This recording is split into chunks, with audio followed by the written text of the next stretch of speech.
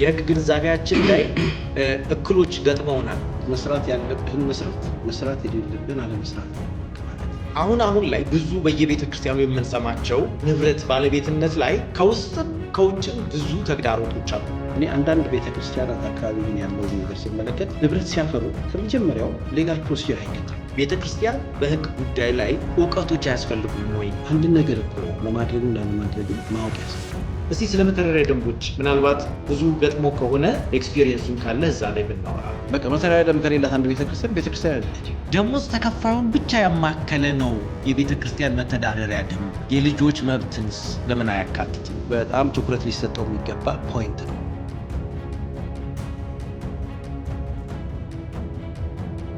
ሰላም ቅዱሳን እንደምን አላችሁ? እግዚአብሔር ይመስገን እኛ ደህና ነን። እንግዲህ ዛሬም ከትንሽ የመጥፋት ጊዜ በኋላ ተመልሰን መጥተናል። ዛሬ ስንመጣ በአንድ በጣም ወሳኝ ጉዳይ ላይ ልናወራ መጥተናል። ይህ ዶታይን ፖድካስት ነው። በዶታይን ሚኒስትሪ አገልግሎት እየተዘጋጀ የሚቀርብላችሁ ሳምንታዊ ፕሮግራማችን ነው። ከኛ ጋር ስለምትሆኑ እግዚአብሔር ይባርካችሁ። እንግዳዬን አስተዋውቃለሁ። እንግዳዬ መጋቢ ነው፣ የህግ ባለሙያ ነው፣ የቤተ ክርስቲያን መሪ ነው፣ ባል ነው፣ አባት ነው። ወንድሜ ጠበቃ መስፍን ካፕቲመር፣ እባክህን ራስን አስተዋውቅልንና እንጀምራለን። አመሰግናለሁ ወንድሜ ሚልኪያስ፣ ታንኪዩ። በቅድሚያ በዚህ መንገድ በውስጥ ያለውን ሀሳብና ለወገኖች ማካፈል ያለብኝን ርዕሰ ጉዳይ እንድናገር እድሉን ስለፈጠርክልኝ አመሰግናለሁ። ታንኪዩ በጣም ማለት ፈልጋለሁ። በመቀጠል ያው አንተ እንግዲህ እንዳስተዋወከኝ ብዙ ነገሩን ጨርሰዋል። ስሜ ፓስተር መስፍን ሀብትህ ይመር ይባላል። እኔ በዋና ተግባሬና ዋና ስራዬ የክርስቶስ ኢየሱስን ወንጌል መስበክ ነው። የጌታን የኢየሱስ ክርስቶስን የእውነት መንገድ ለሰዎች ማሳየት ነው። ከዛ ባሻገር ጌታ በሰጠኝ ደግሞ ፕሮፌሽን ሙያዬ የህግ ባለሙያ ነኝ። የህግ ባለሙያ ነኝ ስል በህግ ሙያ የላይሰንስ ነኝ። ፈቃድ አለኝ። በፈቃድ ነው የምንቀሳቀሰው። የእግዚአብሔርን ቤት ከማገልገል ጎን በጎን ባለኝ ደግሞ ትርፍ ጊዜያቶች ባለኝ ፕሮፌሽን ካምፓኒዎችን አማክራለሁ። የግል ጉዳዮችን በየትኛውም ፍርድ ቤት ይዤ መቆም እችላለሁ። ከዛ ባሻገር ቤተ ክርስቲያንንም በዚሁ መንገድ የህግ ምክርና አገልግሎት እሰጣለሁ። እና እኔ ኦልሬዲ ባለትዳር ነኝ። በጣም እግዚአብሔርን የምትፈራ እና የምታከብር በመንፈሳዊ ህይወቷ እጅግ የተመሰገነች እና ዘማሪት ባለቤት አለችኝ። ትዕግስት ጣሚያለሁ ትባላለች። እግዚአብሔር ረድቷት በዝማሬ እግዚአብሔርን ታገለግላለች። ነጠላ ዜማዎችንም እንደገና ደግሞ ከበሮችንም እየለቀቀች እግዚአብሔርን ታገለግላለች። እንደገና 3 ልጆች አሉኝ። እግዚአብሔር ይመስገን የሚያማምሩ 3 ሴት ልጆች አሉኝ። አሜን። ጌታ ይባረክ። የ19፣ የ16 እና የ12 ዓመት ልጆች አሉኝ። እነሱም እንደዚሁ እግዚአብሔር ይባረክ። ያው የካህን ልጅ ካህን አይደለም። ኤግዛክትሊ። እነሱም በእግዚአብሔር ቤት ያገለግላሉ። እግዚአብሔር ይባረክ። አሜን። በዚህ መንገድ ነው ያለሁት። እንግዲህ በህግ ሙያ ወደ 22 ዓመት እንደዛ አካባቢ ሰርቻለሁኝ። በአገልግሎት ደግሞ ከ31 ዓመት በላይ ኦልሬዲ አገልግያለሁ። ጌታ ይመስገን። አሜን። ይሄ ለጌታ ክብር ይሁን።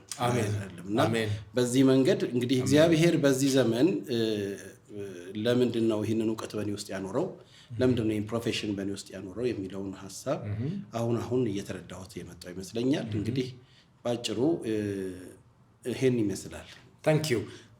እንግዲህ ዛሬ የተገናኘንበት ዋናው ርዕሰ ጉዳያችን ከአንተ ኤክስፐርቲስ በተለይ አሁን ከ22 ዓመት ማለት በጣም ብዙ ነው እና ከሱ ላይ ብዙ የምናነሳቸውን የህግ ጉዳዮች ህግና ክርስትና ነው ዛሬ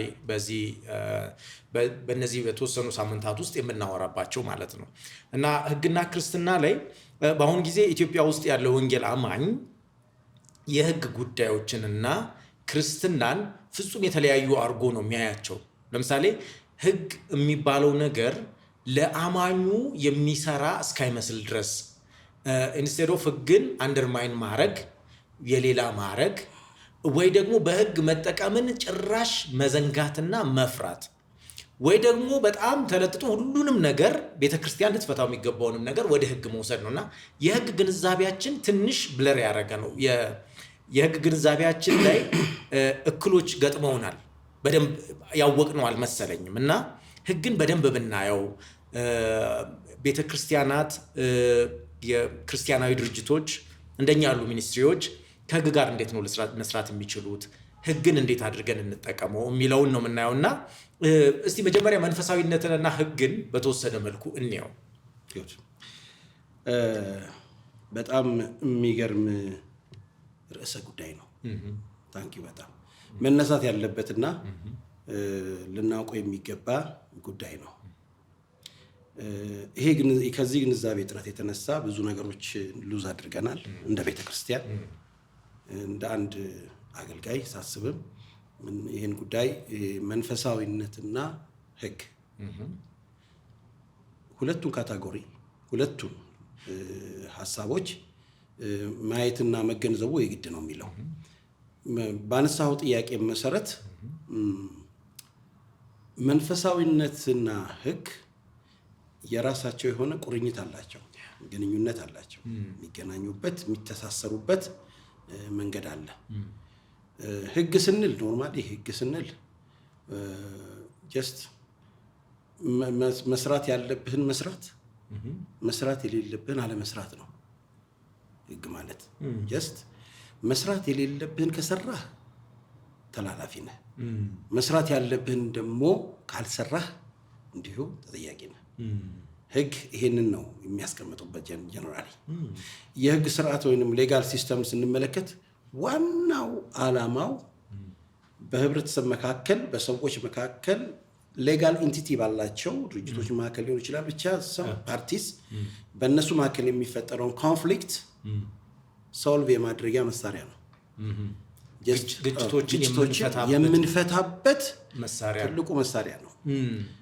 ተበዳይን የሚክስ በዳይን ደግሞ የሚቀጣ በዚህ መልኩ ነው የምንመለከተው። ወደዚህ ስርዓት እንደው ቀጥታ እንዲና እንዲ ብለን ከማለታችን ፊት ወደዚህ ስርዓት እንዴት መጣን ብለን እንመልከተው። እስቲ እንዴት ነው የመጣ ነው?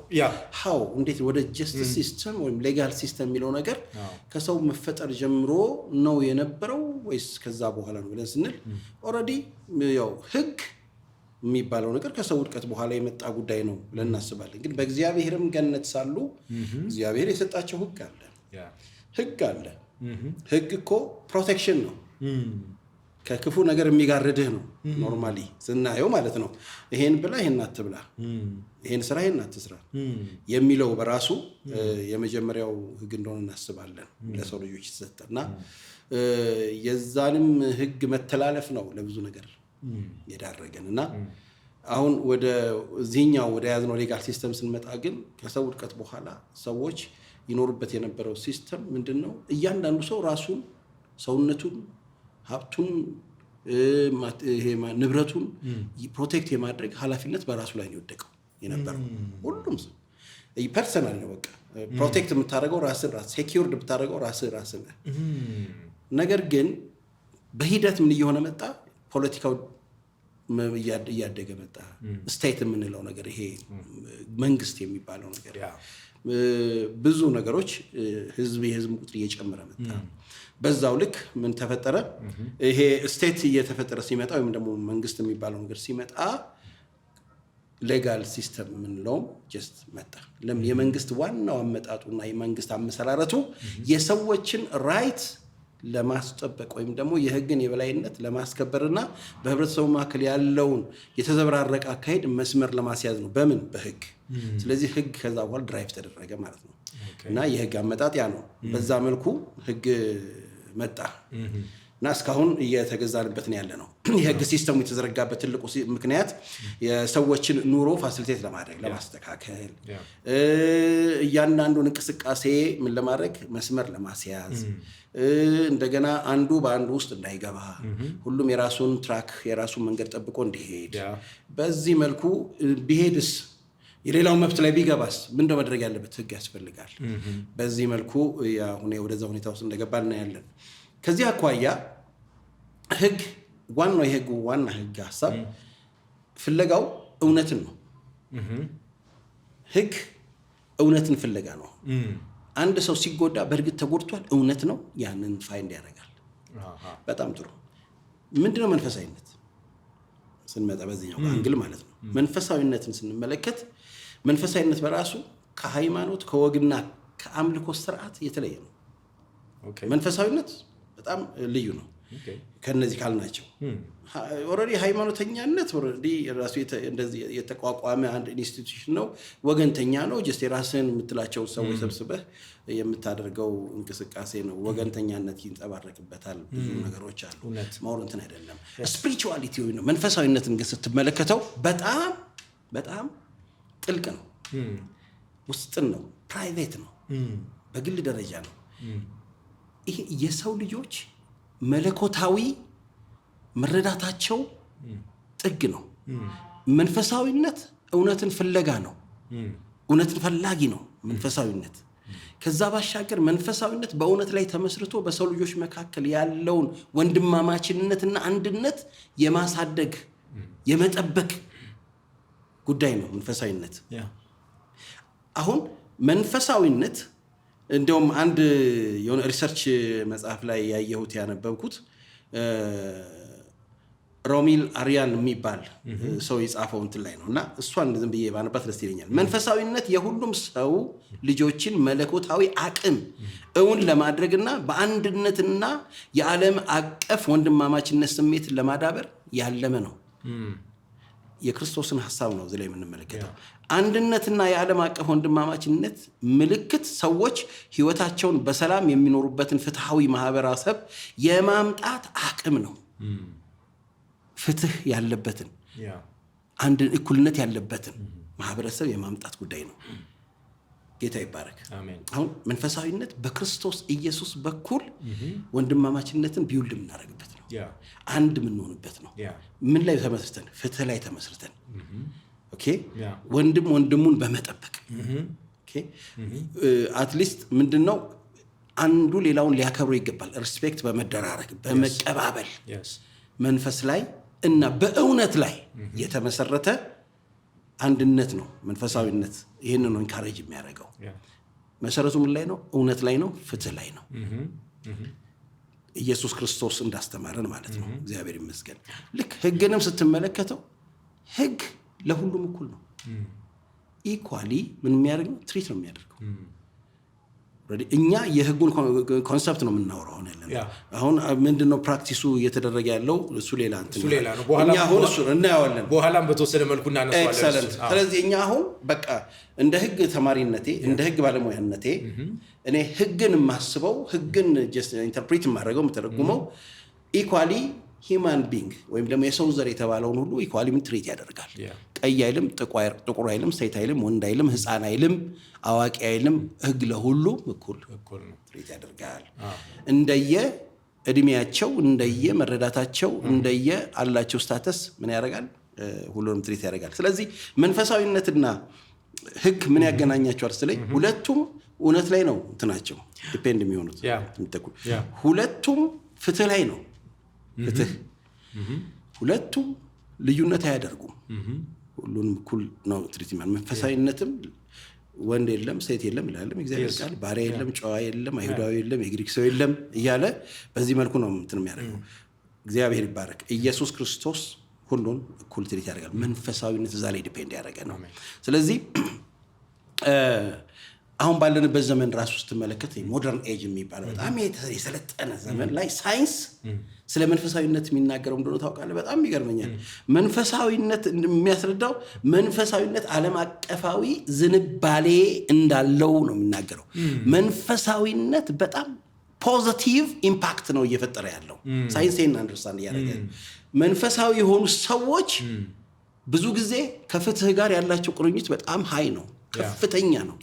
መንፈሳዊ የሆኑ ሰዎች ከእውነት ጋር ያላቸው ቁርኝት በጣም ከፍተኛ ነው። ስለዚህ ምን የማድረግ አቅም የላቸውም፣ ሌላውን የመጉዳት አቅም የላቸውም። ሌላውን ጀስት እንደው ኤግዛክትሊ በቃ የአይነት እንትን አለ። ይሄ ደግሞ ምን ይፈጥራል? በሶሳይቲ መካከል መረጋጋትን ይፈጥራል፣ ስቴቢሊቲ ይፈጥራል። ለምን አንተ የኔን መብት ካከበርክልኝ ምንም ኮንፍሊክት ውስጥ የሚያስገባን ነገር የለም። መንፈሳዊነት ያን ያከብራል። እንዲያውም አንዳንድ ጊዜ መንፈሳዊነት አሳልፎ የሱን ጥቅም ለወንድሙ ይሰጣል፣ መብቱን ይተዋል። ኤግዛክትሊ ያንን ነገር ነው የምናደርገው። ከዚህ አኳያ ነው እንግዲህ መንፈሳዊነትና ህግ እውነት ነው። ሰው መንፈሳዊ ሲሆን አሁን አንዳንድ ጊዜ ይህችንም ነገር በተሳሳተ መንገድ አንዳንዶች እንዳይረዱን፣ ምክንያቱም ብዙ ቅኖች እልፍ ቅኖች እንደሚሰሙን ሁሉ ብዙ ደግሞ ጠንቃቃ ሰዎች ይሰሙናል። አንዳንዶች ደግሞ ከተሳሳተ ሐሳብ የሚሰሙን ስላሉ እኛ ይሄንን ስንል መንፈሳዊነት ስንል ዩኒቨርሳሊዝም የሚባል ትምህርት አለ። ምንድነው?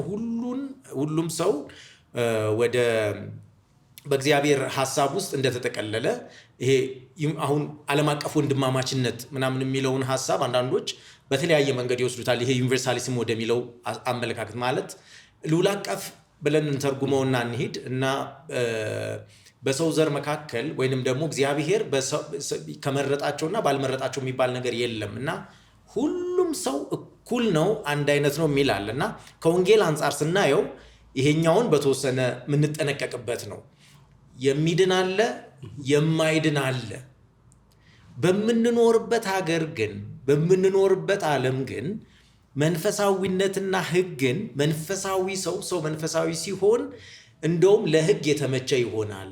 እንደውም መጽሐፍ ቅዱስ ላይ በግልጥ አንድ ቦታ ላይ መልካም ብታደርግ እኮ ህግን አትፈራም ይላል። ህግ ለክፉ አድራጊዎች ነው እና እንደውም ክፉ የምታረግ ከሆነ ነው ህግ በጣም ያስጨንቀ። ለምን ይሄ ህግ ምናምን ብለን የምንጨነቀው እንደዛ ከሆነ ነው። እና እኛ የምናወራበት መንገድ ህግና ህግን የተመለከተ ስለሆነ ምናልባት በዚህ ላይ የተለየ አመለካከት ያላችሁ ሰዎች በዚህ እንድትረዱን ነው። እና መንፈሳዊ ሰው መንፈሳዊ ሲሆን ለማህበረሰቡም የተመቸ ይሆናል፣ የተረጋጋ ሶሳይቲ ይፈጥራል ያልከው በጣም መጨመር ከምፈልግ ሆነ ባክህ ትልቁ ነገር ታንኪዩ በጣም ሪማይንድ ስላደረገኝ ወንድማማችነት የምንለው እኛ መሰረታችን በክርስቶስ ኢየሱስ ላይ የሆነ አንድነትን ነው። አሜን። ግሎባላይዜሽን የሚሉት አለ አሁን እሱ በራሳቸው ቋንቋ እሱ አይደለም። የኛ መሰረታችን ለመንፈሳዊነታችን መሰረቱ ኢየሱስ ነው። አሜን። ስለዚህ ኢየሱስ ላይ ሆነን በክርስቶስ ኢየሱስ ያመነ ሁሉ የትም ይኑር የትም ወንድሜ ነው እህቴ ነው። ያ ነው። ይሄን ፋክት በደንብ መረዳት አለባቸው። እንደ መንፈሳዊ ጠበቃ ደግሞ እንደ አገልጋይ ጠበቃ የህግ ባለሙያ የምናገራቸው ነገሮች ሁሉ ከምን አንግል ናቸው? ከክርስቶስ ኢየሱስ ከወንጌል አንግል ነው የምንናገረው። ስለዚህ ይሄን እንደተባለው በዚህ መልኩ እንዲረዱን አደራ ማለት ፈልጋለሁ። ወደ ሌላኛው ጥያቄ እንዲሄድ ፍቀድልኝ። ይቻላል። ምክንያቱም በጣም ብዙ ነው የምናወራው። ዋናው በጣም የሚያስወሩን ቦታዎች አሉ። እንግዲህ አሁን ምንድነው አሁን ደግሞ ቤተክርስቲያን ውስጥ እኛው ጋር ምክንያቱም ዶታይን ፖድካስት ሁሌ እንላለን ይህ ለወንጌል አማኞች የተዘጋጀ ነው እንላለን። ሌሎች የሚጠቀሙበት ካሉ እግዚአብሔር ይመስገን በፈቃዳቸው፣ ካልሆነ ግን የመጀመሪያው ሰሚዎቻችን እንዲሆኑ የምንፈልገው ወንጌል አማኙ ነውና አሁን ላይ ብዙ በየቤተ ክርስቲያኑ የምንሰማቸው ፕሮፐርቲ ይሄ ንብረት መሬት እና ንብረት ባለቤትነት ላይ ከውስጥም ከውጭም ብዙ ተግዳሮቶች አሉብን። እንደውም የኢትዮጵያ ቤተክርስቲያናት ከሚገጥሟቸው ትልልቅ ችግሮች መካከል አንዱ እነዚህ ናቸው። የፕሮፐርቲ ጉዳይ ነው። አንዳንዱ ቦታዎች ላይ ኢቨን ቤተክርስቲያናት የሀብት ክፍፍል ጥያቄ ሁሉ የሚያደርጉበት እና ደግሞ በሌላ ቦታ ደግሞ ለቤተክርስቲያን በሕግ የተሰጡ ቦታዎች አንዳንዴ ሌጋል ቻሌንጅ የሚገጥማቸው ይኖራልና እነሱ ላይ ትንሽ የባለሙያ ገለጻ ያስፈልገናል። እዚህ ላይ እስቲ እንግዲህ from your expertise እንግዲህ ምናልባት ደግሞ እንትንህም በዚህ ላይ መሰለኝ ብዙ የሰራኸው በካምፓኒዎችን በማማከር ምናምን ላይ ስለሆነ ህጉ ምን ይላል? ቤተክርስቲያን እንዴት አድርጋ ህጉን ልትጠቀመው ትችላለች? በቤተክርስቲያን በኩል የምታየው ክፍተት በዚህ ጉዳይ ምንድን ነው? ከገጠሙ ካየሃቸው አንዳንድ ኬዞችን ማንሳት የምትችል ከሆነ እንግዲህ ከህግ አንጻር የሚያስኬድህ ከሆነ እና እሱን ብታነሳልን ደስ ይለኛል። ምንድን ነው የፕሮፐርቲ ኦነርሺፕ ራይት ወይም ደግሞ የባለቤትነት ማረጋገጫ በተመለከተ ቤተክርስቲያን ያላትን ራይት ወይም ደግሞ መብት እንዴት ነው መጠቀም ያለባት? ህጋዊ መብቷ እንዴት ነው ማስከበር ያለባት? ከዚህ ህጋዊ መብቶች መካከል አሁን ቅድም ያነሳው የንብረት ጉዳይ እንዴት ነው ሴኪዩርድ ማድረግ ያለባት ወይም ደግሞ በጥንቃቄ በተሞላው መንገድ የራሷን ይዛ መቆየት የሚገባት የሚለውን ነገር ከፍትህ አኳያ ከህግ አኳያ ስንመለከተው በህግ ቋንቋ ስንመለከት ሁለት አይነት ፐርሰናሊቲ አለ። ናቹራል ፐርሰናሊቲ አለ ደግሞ ተፈጥሯዊ ሰብአዊነት እና ደግሞ ሌላው ደግሞ ምንድነው ያለው ናቹራል ፐርሰናል ሌጋል ፐርሰናሊቲ የሚባላል ህጋዊ ሰብአዊነት ወይም ደግሞ ህጋዊ ሰውነት እንደዛ ብለን ተርጉሞ አማርኛው ብዙ ጊዜ እንግሊዘኛው ስለምንጠቀም ነው። ናቹራል ፐርሰናሊቲ የሚባለው እኔ እና አንተ ነን ኖርማሊ በሰውነታችን ያገኘነው ህጋዊ መብት ሰው በመሆኔ ህጋዊ ነኝ ህጋዊ መብት አለኝ። ያኛው ሌጋል ፐርሰናሊቲ ግን እነዚህ በህግ መሰረት የተቋቋሙ ድርጅቶች፣ ማህበራት እና አንዳንድ ካምፓኒዎች ምንላቸው በህግ የተቋቋሙ ስብስቦች ሌጋል ፐርሰናሊቲ ያላቸው። ቤተክርስቲያንም በዚህ ምድር እስካለች ድረስ በምትንቀሳቀስበት ምድር በምትንቀሳቀስበት አገር ላለው ህግ እየተገዛች በህግ የተቋቋመች ህጋዊ ማንነት አላት።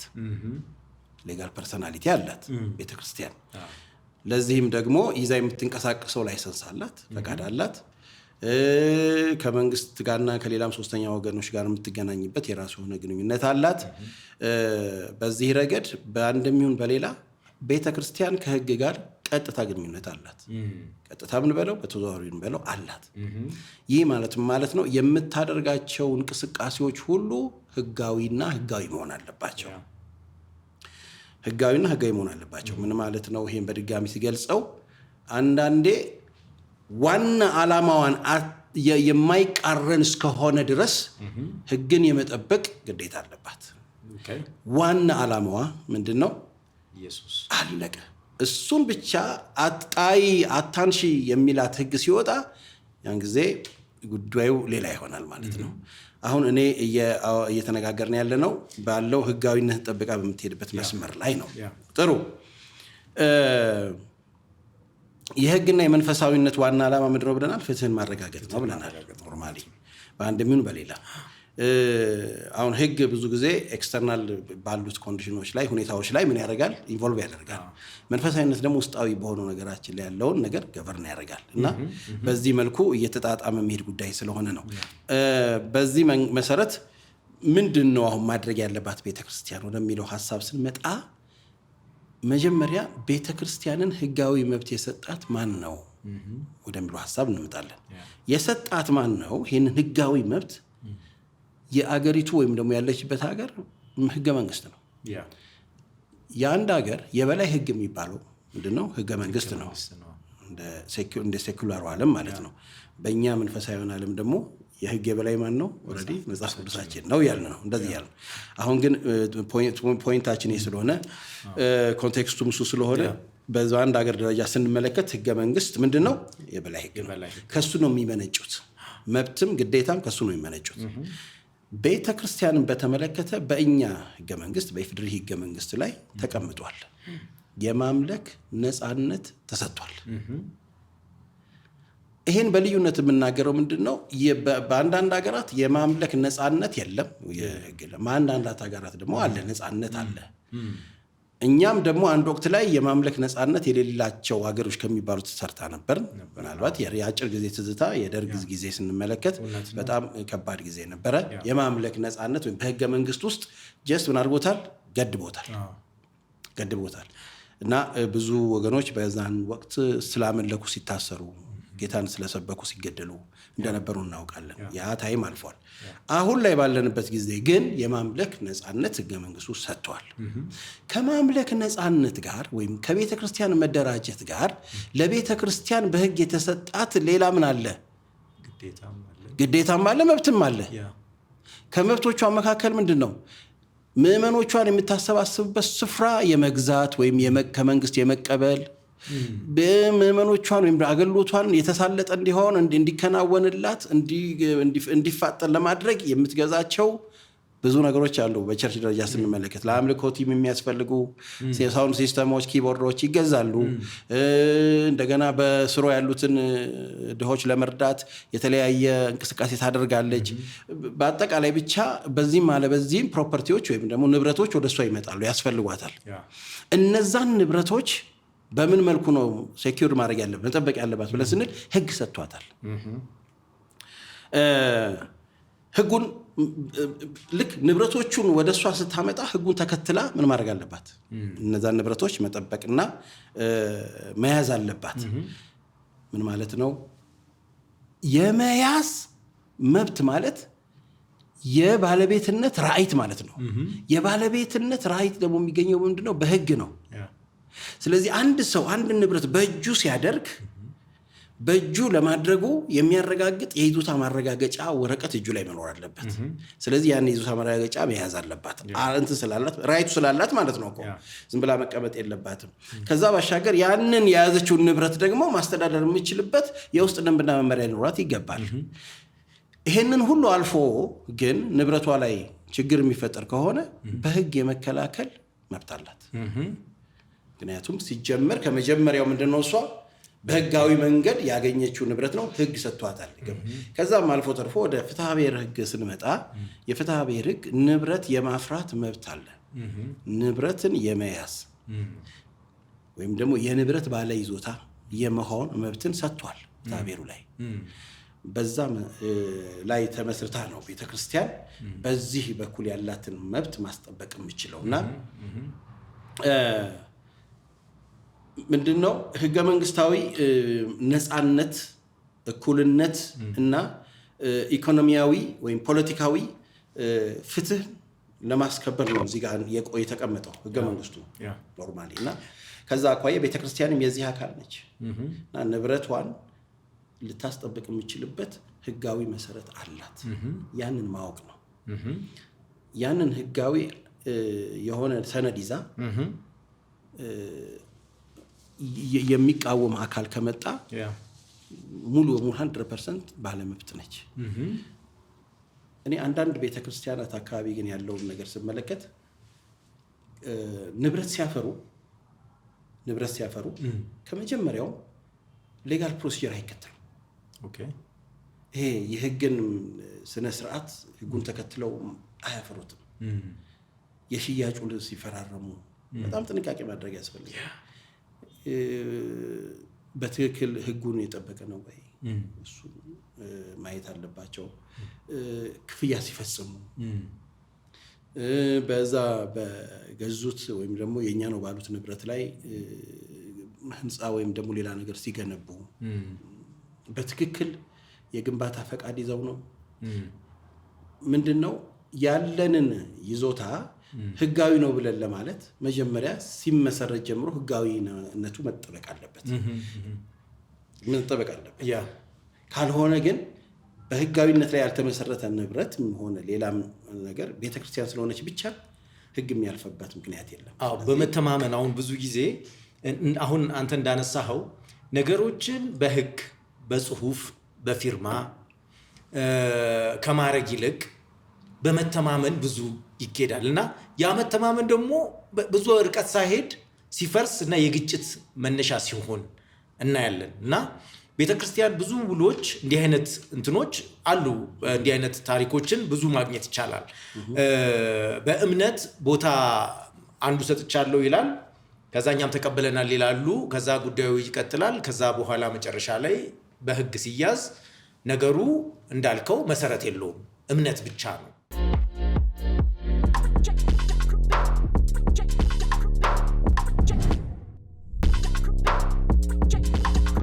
ብዙ ችግር ይፈጥራል እንደዚህ አይነት ነገሮች። ሁለተኛ ማቴሪያሎች ሲሰበሰቡ ራሱ ያስፈልጋል። ከማን ከእንትን አላቸው ይገዛል ከሚታወቅ ሰው ከምናምን እንደዛ ነው ቤተክርስቲያን። እውነት ነው ብዙ አቅም ስለሌለን እንደዚህ ሂውጅ እንትኖችን እንደሚገዙ አሁን እንደዛ ስንል ትልልቅ ቤተክርስቲያኖች አሉ ሁሉ ነገራቸውን በህግና በህግ የሚወስዱ ሁሉ ነገር በስርዓት በደንብ ቢሮክራሲው በትክክል የሚሰራ ቤተክርስቲያናት አሉ። ግን በብዛት አዳጊ ቤተክርስቲያናት በዚህ ችግር ውስጥ እንደውም ከፍተኛ ተጠቂ እነሱ ናቸው። ኢቭን የቤት ኪራይ ውሎቻቸውን እነዚህን ስናይ ከህግ ይልቅ እምነት መተማመን ላይ ብቻ የተመሰረተ አይነት ነገር አለ። እሱንም እንዴት ከህግ አንጻር ታየዋለህ? ምን አይነት ችግርስ ያመጣል? ወንድሜ ሚልኪያስ አሁን ይሄን ፖይንት ስታነሳ አንድ በትክክል የተፈጸመ ድርጊት ወደ አይምሮ ይመጣ። በቤተ ክርስቲያን ዙሪያ የተፈጸመ ነው። ከዚህ ከአዲስ አበባ ውጭ ባለች ቤተ ክርስቲያን ነው። የዛሬ 2 ዓመት ወይ እንደዚህ 3 ዓመት አካባቢ ይሆናል ጉዳዩ። እቺ ቤተ ክርስቲያን በምታመልክበት ከተማ ውስጥ የሆነ ባዶ ቦታ ከከተማው ወጣ ብሎ የነበረ ባዶ ቦታ ነበር።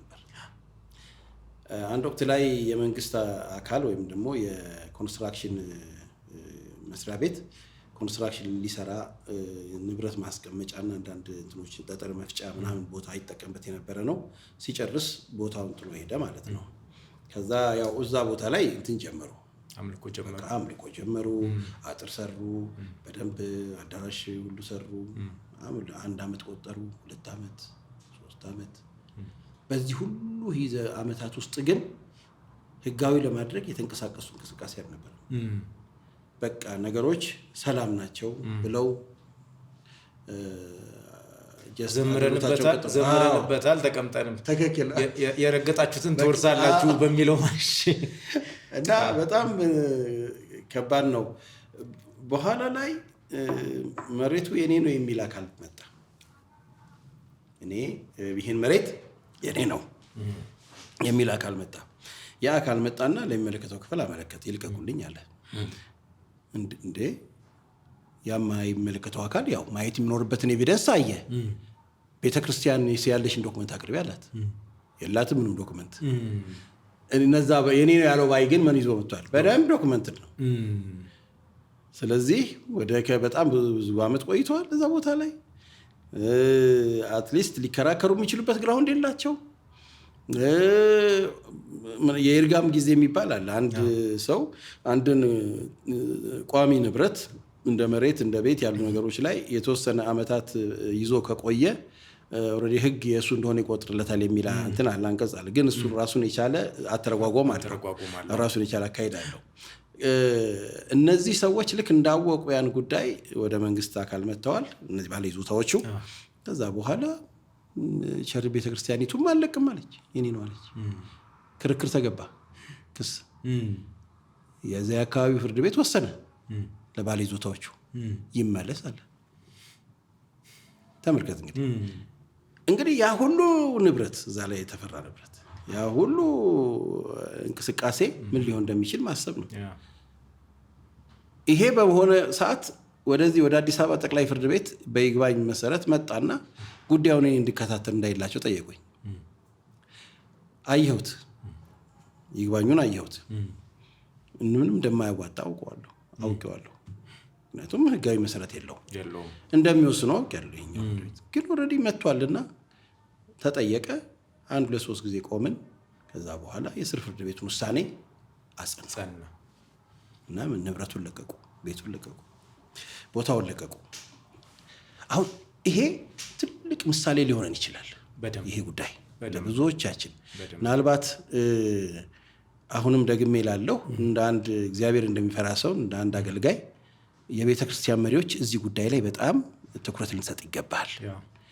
የያዝነውን ንብረት እየኖርንበት ያለውን እያመለክንበት ያለውን ስፍራ በምን መልኩ ነው እጃችን ያደረግነው?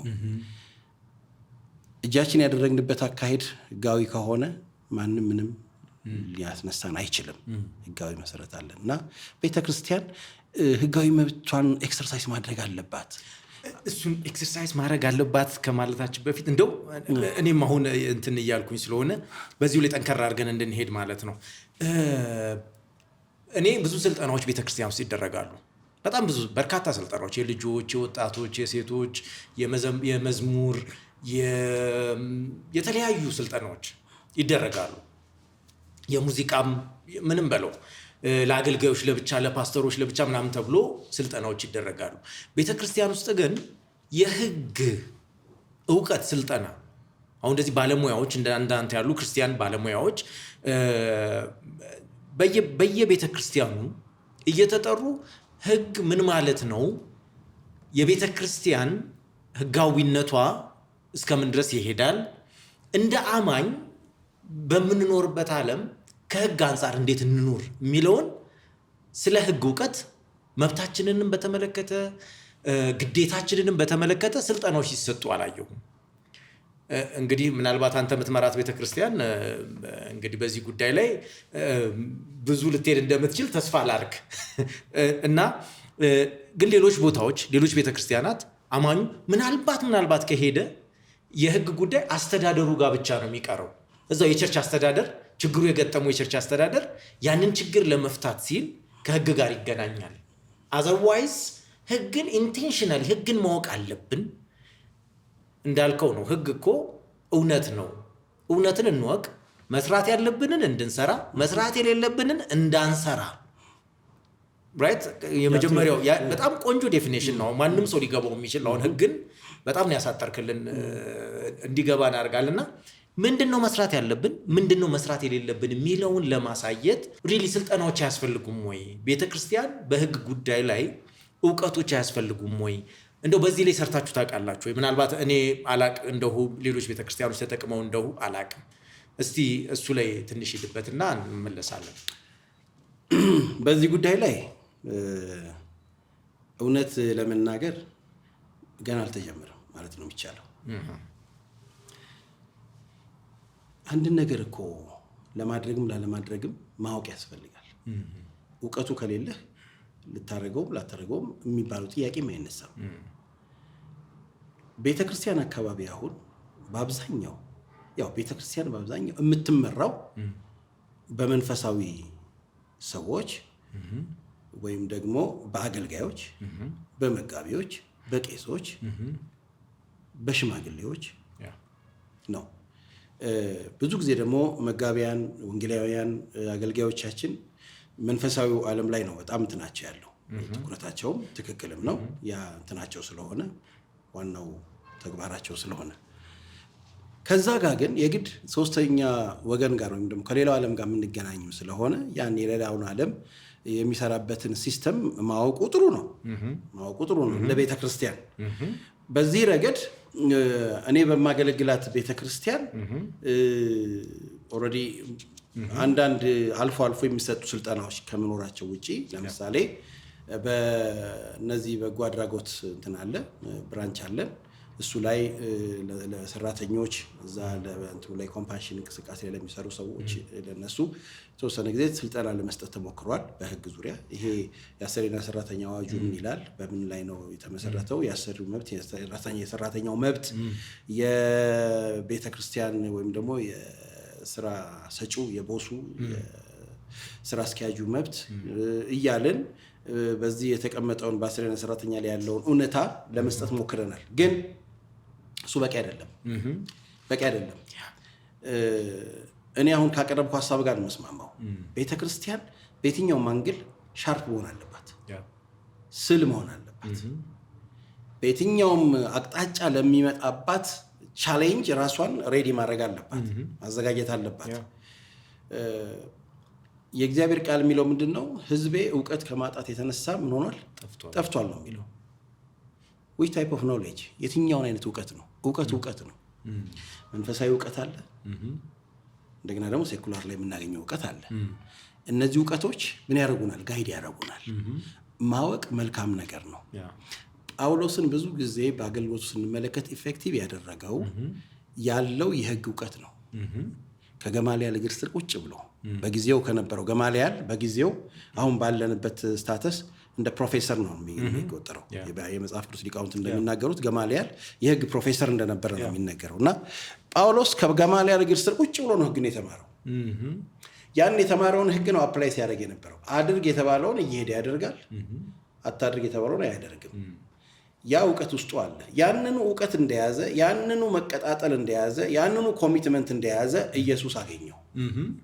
አየህ፣ አሁን ጳውሎስ ላይ የተጨመረው ምን እንደሆነ ታውቃለህ? መንፈሳዊ እውቀት ነው የተጨመረው።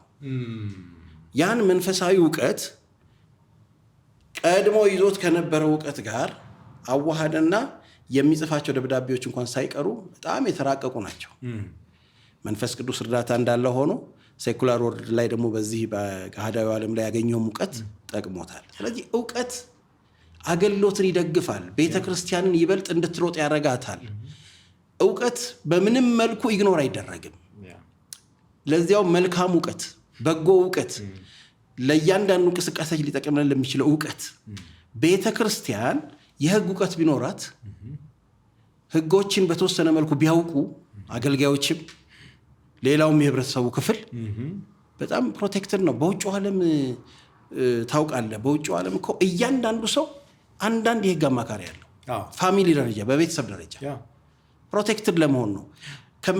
አንዳንድ ሰው ከመኖሩ በላይ ስለ ህግ ያላቸውን እውቀት ብትጠይቅ ሁሉም አላቸው። አይት መንገድ ላይ ቢያንስ ቤዚኩ አላቸው። በቃ እኛ እኮ ቤዚኩም የለንም፣ ምንም ነገር የለንም። አንዳንድ የሚጠፉ ወደ እኔ የሚመጡ አቤቱታዎች አሉ። ከቸርች አካባቢ ኮንፍሊክት ይነሳል፣ ግጭት ይነሳል። ከዛ በኋላ እነዛ ግጭቶች መነሻቸውን ስመረምራቸው በአብዛኛው ሪሰርች ሳደርግ ህግንና ደንብን አለማወቅ ነው። ያ ደግሞ ለኮንፍሊክት መነሻ ሆኗል፣ ለግጭት መነሻ ሆኗል። እውነት ነው። አየህ፣ ህጉን ቢያውቀው፣ መብቱን ቢያውቀው፣ ግዴታውን ቢያውቀው ምን ብሎ ጀስት አንተ ጋር ይመጣል? ምን ብሎ ከአንተ ጋር ሊጋጭ ይችላል? እዛ ጋር ይቆማል ነገሩ። ስለዚህ የህግ ትሬኒንግ አንዳንድ አዌርነሱን መፍጠር በጣም በጥልቅ አይደለም። ምንም ይሄ ፍትሐ ብሔር ህግ፣ የወንጀል ህግ፣ የሰራተኛ ህግ፣ የቢዝነስ ህግ የምን እያልን ላንዘረዝረው እንችላለን። ጠቅለል ባለው መልኩ ግን ለሚያስፈልገው ጉዳይ በነገራችን ላይ ቤተክርስቲያን ሚልኪያስዬ፣ ቤተክርስቲያን ሁለት ትልቅ አበይት ብራንች አላት። አስተዳደር በእንትን ደረጃ ምን መንፈሳዊ ዘርፍና አስተዳደር ዘርፍ ይባላል። አስተዳደር ዘርፍ አሁን መንፈሳዊ ዘርፍ ያለ ራሱን የቻለ ምን አለ? ስትራክቸር አለው። አስተዳደር ዘርፍም አለ። የአስተዳደር ዘርፉ ምንድነው? ሰራተኞችን የሚመራበት። መንፈሳዊ ዘርፍም እንደዚሁ አገልጋዮችን ሊድ የሚያደርግበት አካሄድ አለ። መንፈሳዊ ዘርፉን ለመምራት ቤተክርስቲያን ራሷን ለመምራት ምንድነው የምትጠቀመው? መተዳደሪያ ደንብ የሚባል ነገር አለ። ያ መተዳደሪያ ደንብ ውስጡ ምን አለው? ስትራክቸር አለው። መዋቅራዊ አካሄድ አለው። ሃይራርኪ ተቀምጧል እዛ ጋር። የስልጣን ተዋረድ የሚባል ነገር አለ። በዛ መሰረት ነው አንድ ቤተክርስቲያን የምትሆነው የምትመራው። የአስተዳደራዊ ዘርፍ ላይ ግን ያለው በምንም ይሁን በምን ቀጥታ ከህጉ ጋር የተገናኘ ነው። ምሳሌ ብንጠቅስ፣ ለምሳሌ አንድ ቤተክርስቲያን የፋይናንስ ሰራተኛ ወይም አካውንታንት በመተዳደሪያ ደንብ አይደለም ጋይድ የምታደርገው። ልታደርገው ይችላል፣ ጀነራሊ ሊመራ ይችላል። ግን ኮንፍሊክት ቢነሳ የሚመራው ማን ነው? በአሰሪና ሰራተኛ ህጉ ነው የሚመራው። ከመንፈሳዊ ዘርፍ ውጭ ያሉ ሰራተኞች፣ የአስተዳደር ሰራተኞች በአጠቃላይ በዛ ነው። ስለዚህ ቤተክርስቲያን የአሰሪና ሰራተኛውን አዋጅ ማወቅ የለባትም። ግድ ነው።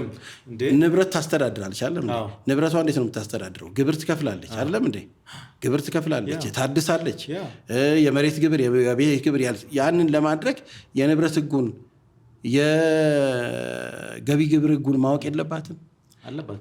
ያ ነገሮች ላይ ለምንድን ነው የምንራራቀው?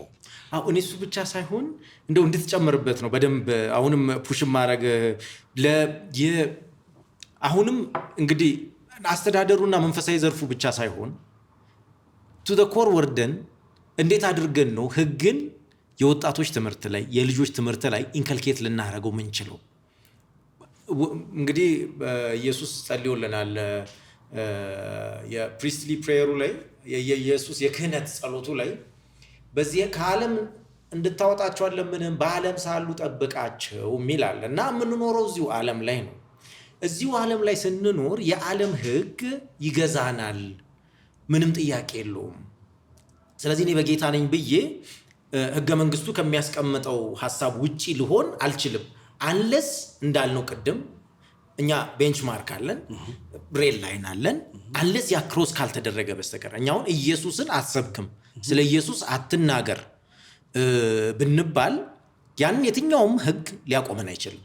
በቃ ለነፍሳችንን የምንሰጠለት ጉዳይ ነው። ከዛ በመለስ ግን ካሉ ከሰው ጋር ባለኝ ሪሌሽንሺፕ፣ ከጓደኞቼ ጋር ባለኝ ሪሌሽንሺፕ፣ ከማህበረሰቡ ጋር በማህበረሰቡ ውስጥ ስኖር ህግ ለእኔ የሚሰጠውን ከለላ፣ ህግ ለዛኛውም ሰው የሚሰጠውን ከለላ አውቆ መኖርና በህግ ውስጥ መሄድ አያስፈልግም ወይ? እንዴት ነው ወደ ታች ልናወርደውስ የምንችለው? ለምዕመኑ ምናልባት በከተሞች ለማይኖረው በግብርና ለሚኖረው ማህበረሰብ እንዴት ነው ልናወርደው የምንችለው? ለልጆችስ እንዴት ልናስተምረው እንችላለን? እኛ ልክ ነው መጽሐፍ ቅዱስ ከህግ ጋር አይጋጭም። ጥሩነቱ እሱ ነው፣ እግዚአብሔር ይመስገን።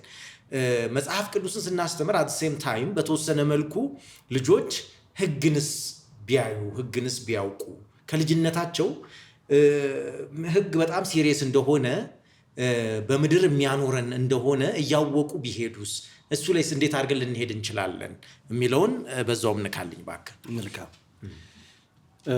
መጽሐፍ ቅዱሳችን ላይ እንደተቀመጠው አሁን ብዙ ሚስ አንደርስታንድ እየሆነ ያለ የመተላለፍ ነገር አለ መረዳት ላይ በአማኙ በክርስቲያኑ መካከል ስመለከተው ማለት ነው። ያው ህግን ብዙ ጊዜ ከምን ጋር ነው የምናገናኘው? ከመዳን ጋር አያይዞ ነው ባይብል ሲናገር የነበረው። አሁን በህግ ሳይሆን በጸጋ ድናችኋል። ክርስቶስ ኢየሱስ ህጉን ምን አድርጎታል? ፈጽሞታል። እሱ በፈጸመው ህግ ላይ ቆመን ጽድቃችን ብለን ኢየሱስን ታምነን እሱን በማመን ኢየሱስን በማመን መዳን ችለናል። ስለዚህ በህግ ስራ ሳይሆን በጸጋ እንሄዳን ነው እያለን እንሰብካለን። ትክክልም ነው። ምንም ይሄ እውነታ ነው። አሁን እኛ እያወራን ያለ ነው ምድር ላይ በምንኖርበት ሰዓት ኦኬ። አሁን ይሄ ስፒሪቹዋሊቲ ነው ያኛው መንፈሳዊውን ዓለም በተመለከተ ሰው በምን ይድናል? በጸጋ ይድናል። ህግን በመፈጸም አይድንም ተባለ እንጂ ህግን መፈጸም የለበትም አልተባለም። ኦኬ፣ ህግን መፈጸም የለበትም አልተባለም። ግን ጀስት ህግን በመፈጸም አይደለም የምትድነው፣ በክርስቶስ ኢየሱስ ነው የምትድነው ነው። ህግን መፈጸምማ ኦልሬዲ በክርስቶስ ኢየሱስ ላመኑት ትልቅ ስራቸው ነው፣ መታያቸውም ነው። ይሄ መልካሙ ስራችሁን አይተው የሰማዩን አባታችሁ እንዲያከብሩ ብርሃናችሁ በሰው ሁሉ ፊት ይብራ ይላል። ይሄ መልካሙ ስራ የሚባለው ምንድነው? ጀስት ይሄ ህገ ወጥ ያልሆነ ስራ ነው። ለሞራል ለህግ የማይቃረን ስራ ነው። ወንድምን መውደድ፣ መታገስ፣ ጀስት መባረክ፣ እንዲህ አይነት ተግባር፣ ሌላ የተቸገሩትን መርዳት፣ የታመሙትን መጠየቅ፣ እንዲህ አይነት ተግባራት ህግ ናቸው እኮ አይደል እንዴ? ኖርማል ስታያቸው። ግን ለመዳን ብለን አንፈጽመው፣ ስለ ዳንን ግን እናደርገዋለን፣ ፍሬያችን ይገለጥ። ይህም በዛ እናስቀምጠውና ከዚያ አኳያ ከዚህ ጋር ይጋጫል። ኢየሱስ የተናገረውን ቅድም አንድ ትልቅ ፖይንት አንስተልኛል፣ ጥቅስ አንስተልኛል። ዮሐንስ 17 ላይ የተናገረው ከዓለም እንድታወጣቸው ሳይሆን በዓለም እንዳሉ እንጠብቃቸው ነው አለ። ምንድነው? የሚኖሩት ዓለም ውስጥ ነው፣ መኖሪያቸውም እዚሁ ዓለም ውስጥ ነው። ምክንያቱም ይሄ የለበሱ ቦዲ በራሱ ስጋ ያው ጨርሶ ጉዳዩን እስኪሄድ ድረስ በስጋ ውስጥ ነው ያለ ነው። ያ ደግሞ እንደ ማንኛውም ሂውማን ቢንግ ሰው ዘር ባለንበት አገርና ምድር ያለውን ህግ ጠብቀን እንሄዳለን። ህጉን እንዴት ነው የምንጠብቀው? ምንድነው ህጉ የሚለውን ደግሞ ማሳወቅ አለብን። ለማን? ለቤተ ክርስቲያን። እኔ አሁን ትልቁ ቪዥኔ እና ራእዬ ምንድነው? የክርስቶስ ኢየሱስ ወንጌልን ከመስበክ ጎን ለጎን ቤተ ክርስቲያን በዚህ ጉዳይ ላይ ከዚህ በኋላ መጠቃት የለባትም። ብዙ ነገር ኪሳራ ውስጥ መግባት የለባትም። በትክክል ህጉን አውቃ በህጉ መሰረት መብቷን ጠብቃ ግዴታዋን ጠብቃ እየሄደች የወንጌል ስራ በዚህ መልኩ መፋጠን አለበት፣ መደናቀፍ የለበት የሚል እምነት አለኝ። ለእያንዳንዱ ህግ እንደየእድሜና እንደየ የእውቀት ደረጃቸው መሰረት ህግን የማወቅ ግዴታ አለባቸው። ለህፃናት እንዳልከው፣ ለወጣቶች፣ ለአዋቂዎች፣ ለአገልጋዮች፣ ለመሪዎች በሚመለከት ስለ ህግ እውቀት እንዲኖራቸው አጠቃላይ ጀነራል የሆነ እውቀት እንዲኖራቸው የማድረግ እቅድ አለን። ይሄን እቅድ ደግሞ ውስጣቸው ሸክሙ ካሉ ሰዎች ጋር ለማድረግ አስባለሁ። ምክንያቱም እግዚአብሔር ያለ ምክንያት በዚህ ፕሮፌሽን ውስጥ አልከተተኝም። ለቤተ ክርስቲያን መጥቀም ባለብኝ መንገድ እንድጠቅም እንጂ እንድበላበትና እንድጠጣበት ብቻ አይደለም። ጌታ ይመስገን። ይሄን በዚህ አቅጣጫ በተሰጠኝ እውቀት ቤተ ክርስቲያንን ፕሮቴክት የማድረግ ኃላፊነት ስላለብኝ ቅድም እንዳልነው ማለት ነው። ስለዚህ ይሄን ነገር ይሄ የህግን ጉዳይ ወደ ህብረተሰቡ ማስገባት አለብንና ህግን ስንመለከት ፍትህን ማስፈን፣ እኩልነትን መግለጽ አሁን ለምሳሌ ቤተ ክርስቲያን ህጋዊ መብት ተሰጥቷታል ብለናል ቅድም እንደ ሃይማኖት ተቋም እነዚህ መብቶች ምንድናቸው ብለህ ስትመለከታው የአምልኮ ነፃነት መብት ተሰጥቷታል፣ ንብረት የማፍራት መብት ተሰጥቷታል፣ ሰራተኞችን የማስተዳደር መብትና ኃላፊነት አላት፣ የተቸገሩትን የመርዳት ብዙ የተሰጣት በህግም በባይብልም ከሷም ኔቸር ተነስተን ማለት ነው ከቤተ ክርስቲያንም ተፈጥሯዊ ማንነት ተነስተን ቤተ ክርስቲያን ያለባት ኃላፊነቶችና እንትኖች አሉና እነዚህ ሁሉ ተግባራት ለመከወን ደግሞ የግድ የህግ ከለላ ያስፈልጋታል። ወደ ህግ ከለላ ለመምጣት ደግሞ ህግን ማወቅ አለባት። እውነት ነው። ወደዛው ነው የሚመጣው። እውነት ነው። ስለዚህ እንግዲህ በዚህ የምታደምጡን ቅዱሳን በተለያየ ቤተክርስቲያን መሪዎች ይሄ የህግ ስልጠና በጣም በጣም በጣም አስፈላጊ ነው። በጣም አስፈላጊ ነው እና ልጆቻችንን ቀድመንም ብናሰለጥን ብናዘጋጃቸው አንደኛ ራሳቸው ከመጥፎ ነገር ይጠበቁልናል፣ የሰው መብት ከመንካት ይጠበቁልናል። ሁለተኛ መብታቸውንም ይጠብቁልናል። በጌታ ካልሆነ በቀር ስለ ወንጌል ካልሆነ በቀር በተሳሳተ አመለካከት ወይንም ደግሞ በመጥፎ ሰዎች የሚደርስባቸውን ጉዳት የሚቀንሱበት አንዱ መንገድ ይሄ ስለሆነ ማለት ነው። ስለ ጌታ ብዙ የምናልፋቸው ምንተዋቸው ነገሮች አሉ። ነፍሳችንንም ቢሆን የምንተውነን ስለ ጌታ። ከዛ በመለስ ግን በምንኖረው ኑሮ ህግን በትክክል እንጠቀማለን። ህግን አለመጠቀም በራሱ እንደውም ትዕቢት ይመስለኛል። በእውነት ሚልኪ የዚህ ላይ ላቋርጥ፣ ይቅርታ። ልክ ነው። የህግን ከለላ የመጠየቅ መብት አለ፣ ቤተክርስቲያን መብት አላት። አንዳንዴ የህግ ከለላ መጠየቅ እንደ ደካማነት ወይም ደግሞ አለማመን ሆኖ ሊታይ ይችላል። which is wrong፣ ስህተት ነው። በሐዋርያ ሥራ ምዕራፍ 25 ቁጥር 11 ላይ ስትመለከተው ጳውሎስ አስረውት ነበር እና ሊገርፉት ተዘጋጅቶ ባሉበት ሰዓት ምንድነው ያላቸው? እኔ ሮማዊ ነኝ፣ ህግ ነው። እንዲሁም ወደ ቄሳር ይግባኝ ይላል እየተዘጋጁ ያለውትን ሰው እንዴት ነው በዚህ መልኩ እኔን የምታዳፉኝ አለ። ከዛ ቀጠለልህ። አሁን ቅድም ያመጣው ፖይንት ላይ ራሱ እዛው እንደገና እኔ ሮማዊ ሆኜ ሳለሁ እንዲህ አይነት በደል በኔ ላይ መፈጸማችሁ ተገቢ ነው ወይ? ለምን ህጉ አይፈቅድማ። ተጽፏላ። ስለዚህ በቃ ወዲያው ደነገጡ ነው የሚለው። ወዲያው ተነጋገሩ። ለእስር ቤቱ ማለቃ ሄዶ ነገረው። ይሄ ሰው እኮ እንዲህ ነው እንዴ? አንዲት አልነገረንም። አንተ እኮ ይግባኝ ጠይቅ። ይግባኝ ጠይቅ ያለው። ስለዚህ በቃ ተውት። ቀጥታ በቃ መብቱ ተከበረለት። ይግባኙ ለማቅረብ ወደ ቄሳር የሚሄድበትን ጊዜ መጠበቅ ጀመረ። ከዛ ነው በጥቂቱ ክርስቲያን ልታረገኝ እንትን ትላለህ። የወንጌል በር ሆነ ማለት ነው። ትክክል። ህግ ለጳውሎስ የወንጌሉ ለመሄድ መንገድ ሆነ። ትክክል። ስለዚህ ህግን ማወቃችን እንደው የእግዚአብሔርን ጥበቃ ከላያችን ላይ የመግፋት ሳይሆን እንደውም ለወንጌል ስራ መመቸት ነው። ትክክል። እኛ ለህግ ተገዢዎች ነን። ለህግ ተገዢ ነን ስንል መብታችንን ትተን ግዴታ ላይ ብቻ የተንጠለጠለን ሳንሆን መብታችንንም ህጉ ስለሚፈቅድልን በዛ በህጉ ስር እንጠይቃለን የሚለውን እያነሳን በጣም ፖይንት ያዝልኝ። እሺ፣ እሱን እንደያዝን የሃይማኖት ነፃነትን በተወሰነ መልኩ ይሄንን ብዙ ጊዜ አውርቼዋለሁ፣ የታሪክ ጸሐፊዎች ጋር አውርቼዋለሁ እና ምናልባት የሃይማኖት ነፃነት በጣም በብዙ የተነፈገ እና ብዙ መከራ እየደረሰበትም ያለ ካምፕ ነው ይሄኛው የኛ የወንጌል አማኙ ብዙ መከራ ደርሶበታል። እውነት ነው። በተለያየ ቦታ የተለያየው አሁን እንደውም አሁን ባለንበት ሁኔታ የትኛውም ሃይማኖት ከመከራ ነፃ ነው ልንል አንችልም። ምክንያቱም ብዙ የምናያቸው ብዙ የምንሰማቸው ትልልቅ ችግሮች አሉ እና የሰዎች ሞትንም እንሰማለን። በጣም እናዝናለን። እግዚአብሔር እንግዲህ ይህንን ነገር እንዲሽርልን እንዲያስቀርልን ጸሎታችን ነው። ግን የሃይማኖት ነፃነትን በተመለከተ እንግዲህ ምናልባት በአንዳንድ ቦታዎች ቤተክርስቲያን አንዳንድ ጊዜ ይዘጋል፣ አንዳንድ ጊዜ አገልጋዮች ጉዳት ይደርስባቸዋል። በአንድም በሌላም ብዙ አይነት መከራዎችን እንቀበላለን። ይሄ የሃይማኖትን ነፃነት ምንነት እኛም ባለማወቅ መብትንም የሚጥሱት ሰዎች ባለማወቅ ብዙ ክፍተቶች ይኖራሉ እና እስቲ የሃይማኖት ነፃነትን እናውራው። እዚህ ላይ ምንድን ነው የሃይማኖት ነፃነትና ህጉ ምን ይላል? እሱ ላይ ትንሽ እንሂድበትና ወደ ውስጥ ጉዳያችን ደግሞ እንመጣለን። መልካም። የሃይማኖት ነፃነት በህገ መንግስታችን ተደንግጓል።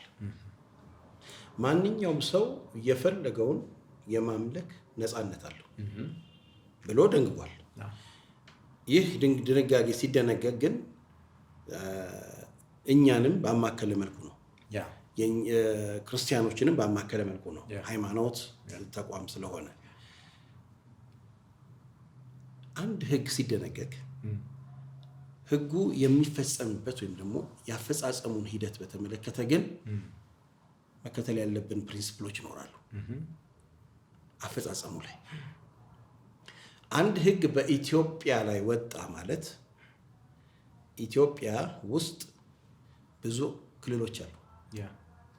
እንደየክልሎቹ የተለያየ ምን አለን? ካልቸር አለን። የተለያየ ቋንቋ አለን። የተለያየ የአኗኗር ስታይል አለን። አንዱ ክልል ዘንድ ስድብ ተብሎ የተገለጠው ንግግር አንዱ ክልል ጋር ስትመጣ ምርቃት ሊሆን ይችላል። ክብር ሊሆን ይችላል። ክብር ሊሆን ይችላል። አንዱ ጋር የታየ ለምሳሌ በሐዘን መልክ ለሐዘን የሚገለጠው ጥቁር ልብስ ከሆነ ወደ አንዱ ጋር ስትሄድ ደግሞ ነጭ ልብስ የሐዘን መግለጫ ሊሆን ይችላል። ይሄ ለምሳሌ ነው የምነግርህ። ልክ የሃይማኖት ነፃነት የሚባለው ነገር ኦልሬዲ ጀነራሊ ታውጇል። ነፃነት አለ ተብሏል። እንዴት ነው ነፃነትህን ኤክሰርሳይዝ የምታደርገው? እሱ ነው ትልቁ ጉዳይ። ይሄ ነው ጥያቄ። እንዴት ነው?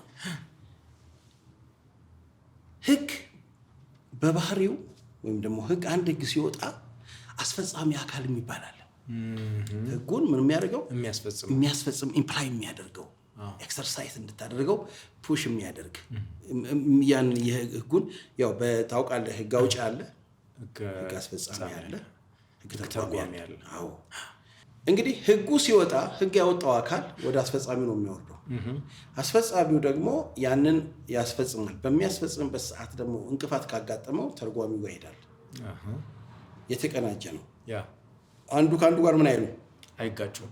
አለመጋጨት ብቻ ሳይሆን በፍጹም እንትን አያደርጉም፣ አይወራረሱም። ተነጣጥለው ነው የሚሄዱት።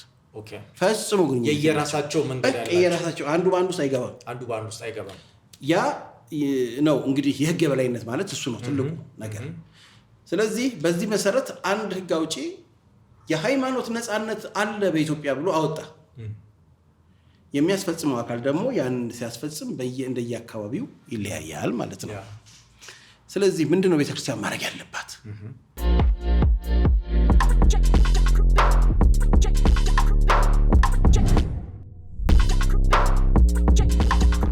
የሃይማኖት ነፃነቷን በጠብቃ መሄድ አለባት። እንዴት? የሃይማኖት ነፃነት የሚጠቅመን ለምንድን ነው? ለማምለክ፣ ወንጌልን ለማሰራጨት፣ ጌታን ለማምለክ አትሊስት በቃ የወንጌል እውነት እንዲፈጥን ያደርግልናል። የሚይዘን ነገር አይኖርም። በአትሊስት ህጉ ነፃ ካደረገህ እኮ ሌላ ማን ይዛል? ኖርማሊ ያ ነው ትልቅ እኮ የጸሎት መልስ ነው። ባይዘው የሃይማኖት ነፃነት መታወጁ ትልቅ የጸሎት መልስ።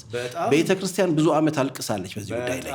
ስለዚህ ይሄን የተሰጠንን ትልቅ መብት፣ ትልቅ እድል በጣም በጥበብ ልንጠቀመው ይገባል። በአግባቡ ልንጠቀመው ይገባል። እንዴት እንፈጽመው? ስንል አሁን አንዳንድ ቦታዎች ላይ ከባድ ቻሌንጅ አለባቸው። አንዳንድ ቤተክርስቲያናት የሌላ እምነት ተከታይ በጣም ዶሚኔት የሚያደርግበት አካባቢ አሁን የክርስትና የአማኞች የሌሉበት አካባቢ ያሉ ሌላ እምነት ዶሚኔት የሚያደርግበት አካባቢ ሄደው ሃይማኖት ነፃነት አለኝ ብለው ያን ነገር በእልህና በጩኸት ቢያደርጉት መጋጨት ይፈጠራል፣ ግጭት ነው የሚፈጠረው። ስለዚህ እንዴት እናድርገው ብለን ስንል በተቻለ መጠን ስንፈጽመው ይሄንን ህጋዊ መብታችንን አንደኛ የአካባቢውን የማህበረሰቡን አስተያየት በጠበቀ ባህሉን በጠበቀ ቢሆን በጣም እንደገና ቋንቋውን በጠበቀ ይሄ እኮ ምንም ሪያሊቲ ነው እኮ ሰውን በቋንቋው ስትሰብከው እኮ ስትነግረው እኮ ውስጡ እኮ የሚሰማው ስሜት እኮ ትልቅ ነው። ይሄ ሳይኮሎጂካሊም ትክክለኛ አንደኛ በደንብ ይገባዋል፣ ይረዳሃል። በቃ ለዲኤንኤው ታወራለህ። ኤክሰለንት። እሱን ነው የምልህ። እንደየትም በተቻለ መጠን እንደገና የኢኮኖሚ ባክግራውንዱን ባማከለ መልኩ አሁን አንዳንዴ የሚሰበኩ ስብከቶች በጣም ከባድ ናቸው። አሁን ቀርተዋል እንጂ ድህነት ኃጢአት ነው፣ ድሃ መሆን ኃጢአት ነው እየተባለ የሚሰበክበት ጊዜ ነበር። አሁን ያንን አይነት አፕሮች ይሄ ሲጀመርም ወንጌል አይደለም። እንዲህ አይነቱ ስብከት የአንድ ቤተክርስቲያን ምንት ነው አይደለም። ግን በተቻለ መጠን ህብረተሰቡን ባማከለ መልኩ ነው ነፃነትን ኤክሰርሳይዝ ማድረግ ያለብህ። አዲስ አበባ ላይ እንደምታደርገው አይነት በጣም ኤክስትሪም በሆነ ፍሪደም ጀስት ሌላው ቁጥብነት ባለበት ቦታ ላይ ሄደህ ወይም ደግሞ ገደብ ባለበት ቦታ ላይ ሄደህ ይሄን ላርግ ብትል ግጭት ይፈጠራል። እንደውም እስከ ነፍስ መጥፋት ሁሉ ሊደርስ ይችላል። ስለዚህ የሃይማኖት ነፃነትን ስናከናውን አንደኛ ህብረተሰቡን ተጠቃሚ በሚያደርግ የልማት ተግባር ላይ በመሰማራት ህብረተሰቡ ኮንታክት ለመግባት ነው ገብቷል። ህብረተሰቡ ህጉን አፕላይ ለማድረግ ተቀባይነት ማግኘት አለበት። መጀመሪያ በትህትናና በፍቅር ቢሆን በጣም የተሻለ ነው። ባህሉንና ወጉን የወንጌልን እውነት በማይቃረን መልኩ ባህልና ወግ ስል ወንጌልን በማይቃረን መልኩ ባህልና ወግን በጠበቀ መልኩ በጥበብ ቃልና በእርጋታ በህግ የተሰጠውን የማምለክ ነፃነት መጠቀም ረጋ ብለህ ቀስ ብለህ ማምለክ ካለብን በዛ መልኩ እያመለክ ቀስ በቀስ የጀስ ወደ ህብረተሰቡ ወይም ደግሞ ወደ ህዝቡ መግባት ቢቻል። ሌላው ከአስፈጻሚው አካል ጋር መቀራረብ እዛ ቦታ ላይ ካሉ ለምን መብት ነው ይታወቃል እኮ ምንም አልነፈገ ማንም የነፈገ የለም። ግን መብትንም ኤክሰርሳይዝ እኮ የምታደርገው በህብረተሰብ መካከል ነው እኮ። ህዝቡ ካልተቀበለ ህግ ቢያስቀምጥልህ ልክ ነው፣ ሊቀጣ ይችላል። በህጉ መሰረት ህግ ሊያስገድድ ይችላል። ፖሊስን በምን መጥቶ እንደ መብቱ ነው እኮ እያለ በምን ይዘለቃል ወይ እንደሱ ኖርማሊ ወንጌልስ በዚህ መልኩ ይሰበካል ወይ አይደለም እንዴ? ሁሉም በፍቅር ብናደርገው የተሻለ ነው ከሚል አኳያ የሃይማኖት ነፃነት የሚለውን ነገር ሌላውን እየረበሽክ አይደለም። ምን ማለት ነው? በእኛ ህግ ላይ አሁን ምን አለ መሰለህ፣ ይሄ የድምፅ ብክለት የሚባል ነገር አለ። የድምፅ ብክለት የእኛን የእምነት ድርጅት ብቻ ሳይሆን የወንጌላውያኖችን ብቻ ሳይሆን ሌላውም የእምነት ድርጅት ድምፅ ብክለት ላይ በጣም የራሱን አስተዋጽኦ እያደረገ ነው። ከሌ አይደለም። በጣም በቃ እንትን ይላል። በአየሩ ሁሉ በቃ የተሞላ ነፃ አይደለንም። አንዳንድ ሰው አይደለም ሁሉም በዚህ ነገር ላይ ድምፅ ብክለት ላይ ኤቭሪባዲ ፓርቲሲፔት ያደርግ ነው። ከምን የተነሳ ነው? ሃይማኖት ነፃነት ነው ሮንግሊ አየስን ተረጉሞትኑን የሃይማኖት ነፃነትን የሌላውን መብት አቢዩዝ እያረክ ነው የሃይማኖት ነፃነት የሚሆነው። እንግዲህ በደንብ ከተግባባል ኖርማሊ ጀስ ወንጌልን መመስከር ለሰዎች እንዲደርስ ማድረግ በየአደባባዩ ምስክርነትን መስጠት እሱ መልካም ነው፣ መልካም ዜና ነው። ያ የሚፈልግ እየሰማ ይሄዳል፣ የማይፈልግ እሱ ችግር የለውም፣ እየሄደ ነው ያለው። ግን በቃ ጎረቤቱ ሆነ ሌሊቱን ሙሉ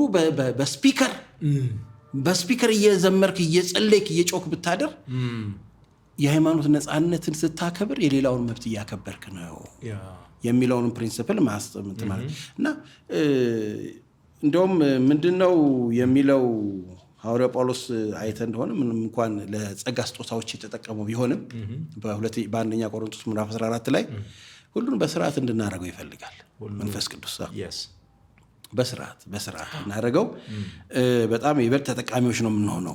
ምክንያቱም አሁን ስንመለከተው መንፈሳዊነትን ስሜታዊነት ሊውጠው እየተገዳደረ ያለበት ሰዓት ነው። መንፈሳዊነት ለምን መሰለህ? መንፈሳዊነት በራሱ መንፈስ ቅዱስ ነው ጋይድ የሚያደርግ። መንፈሳዊ ስንሆን መንፈስ ቅዱስ ነው። መንፈስ ቅዱስ ደግሞ ዲፕ ስንመለከት በጣም ስርዓት ያለው ጨዋ አምላክ ነው። የልብ አምላክ ነው። በጣም አምላክ ነው። የልብ አምላክ እውነት ነው። ስለዚህ ያውቃል እሱ የእያንዳንዱን ኢንተረስትና ውስጡ ያለውን ነገር ያውቃል። በምን መልኩ መናገር እንዳለበት ያውቃል። ስለዚህ የተሰጠንን የሃይማኖት ነፃነት ስንመለከት በፈለግነው መልኩ አቢዩዝ እንድናደርገው አይደለም። አሁን ቅድም ያነሳናትን ነጥብ ስንደግማት የሐዋርያት ሥራ ምዕራፍ 22 ቁጥር 25 ላይ ምን ይላል? የሮሜ ሰው ያለ ፍርድ ትገርፉ ዘንድ ትፈቅዳላችሁን? አፕሮቹን ታየዋለህ። አነጋገሩ በራሱ ዲኮምታለኝ ኔኮሮሚሶኒ ምናምን አይደለም። ትፈቅዳላችሁ። እኔ የሮሜ ህጉን አርቲክሉን የጠቀሰላቸው እኮ ዋን ኦፍ ዘ አርቲክል ነው የተጠቀመው በጊዜው ያለውን። ስለዚህ እንዲህ እያደረጋችሁ ነው ያለው፣ ስህተት እየሰራችሁ ነው በሚል በለዘበ በፍቅር ነው ምን ያደረጋቸው አፕሮች ያደረጋቸው እና ከዛ ተነስተው ነው እነሱም የነፃነቱን የጠበቁለት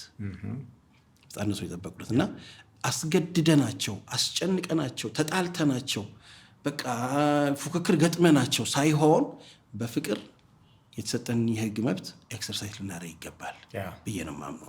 ታንክ ዩ።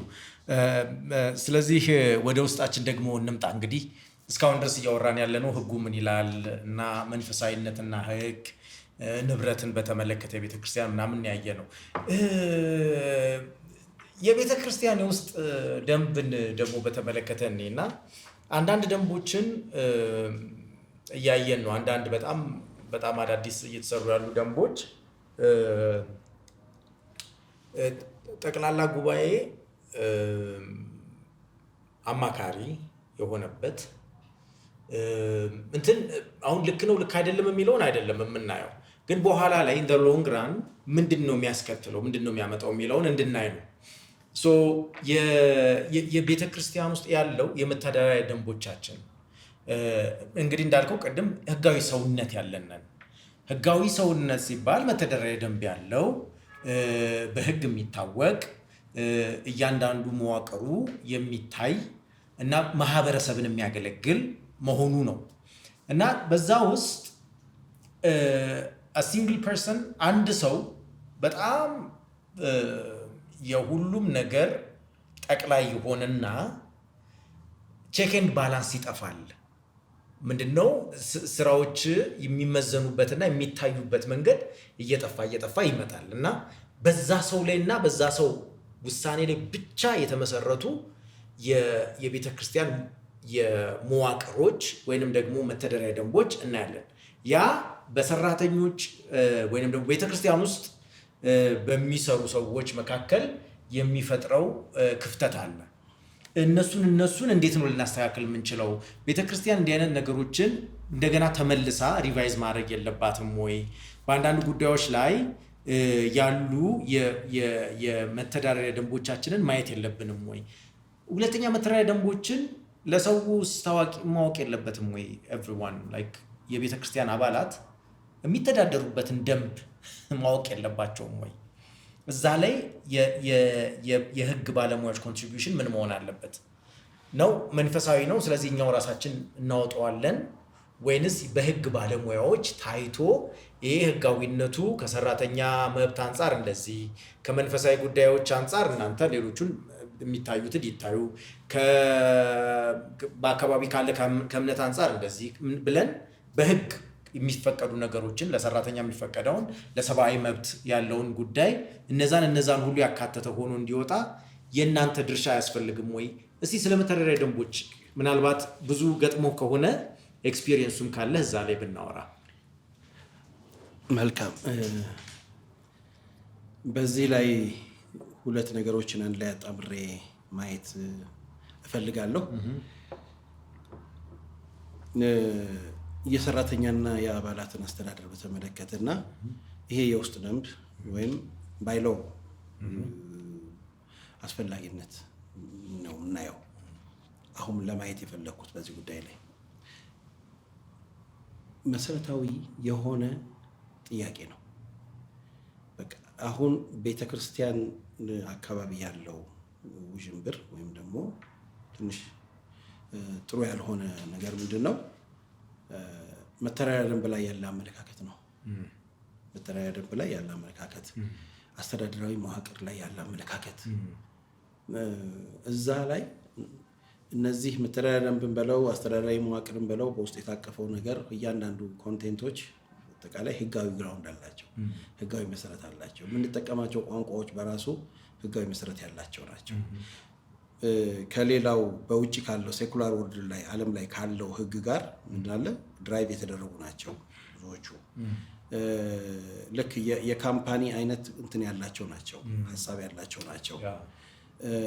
እና ቤተክርስቲያናት ደግሞ የራሳቸውን ምን ያስፈልጋቸዋል? መተዳደሪያ ማለት በህብረት ስትኖር አይደለም። ቤተክርስቲያን ቤተሰብ ውስጥ እኮ ስትቀመጥ የቤተሰብ እኮ አለ፣ መተዳደሪያ እኮ አለ።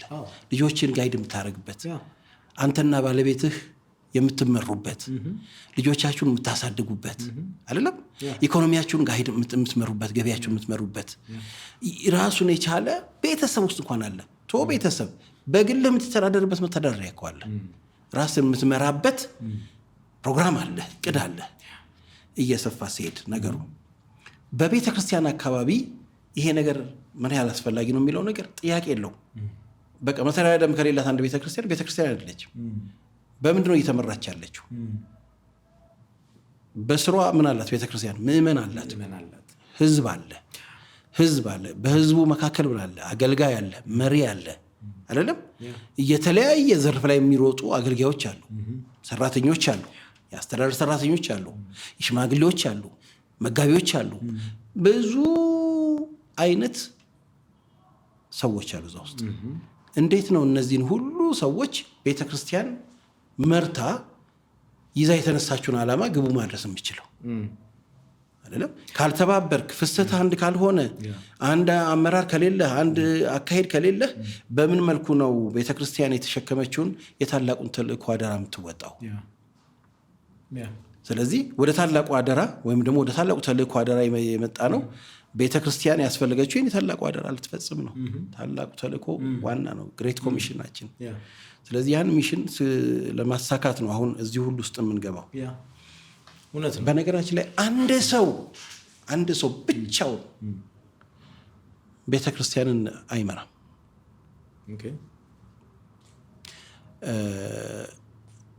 ለመሰለህ